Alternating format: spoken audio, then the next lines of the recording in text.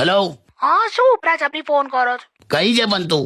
અરે આપણી પેલી કૃતિકા છે ને, એનો બાબો બીમાર છે ને, હા ત્યાં તો આજે ગયા હતા દવાખાને ને લઈને, તો હું ગઈ હતી જોડે. હા એ સારું કર્યું. તો અમે છે ને પેલા સેમ હોસ્પિટલમાં જ ગયા હતા જે હોસ્પિટલમાં એના બાબાનો જન્મ થયો ને. હા હમણાં જન્મ્યો ને.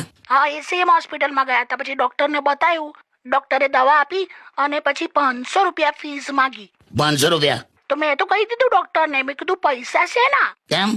તો હજુ તો 3 મહિનાનો છે, ગેરંટીમાં જ આવે ને. હા તો કઈ મ્યુઝિક સિસ્ટમ છે ગેરંટીમાં આવે એટલે હું બાળક છે કરી ગયેલા હશે હવે, પણ ના લીધા પૈસા. તું આવું બોલી દે કોણ લે? કેવું છે અત્યારે એની તબિયત? સુઈ ગયું છે મસ્ત ટેણિયું. હા તમે દિવસે એને સુવડાવી દો એટલે સમજી લેવાનું કે રાત્રે તમારી ઊંઘ આરામ કરવા માટે તમે એને ચાર્જિંગ પર મૂક્યું છે.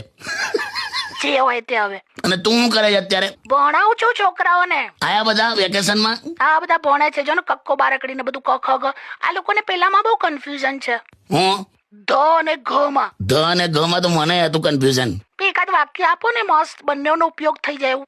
લખ બપોરે વધેલા ભાત સાંજે વઘારેલા થઈ જાય છે.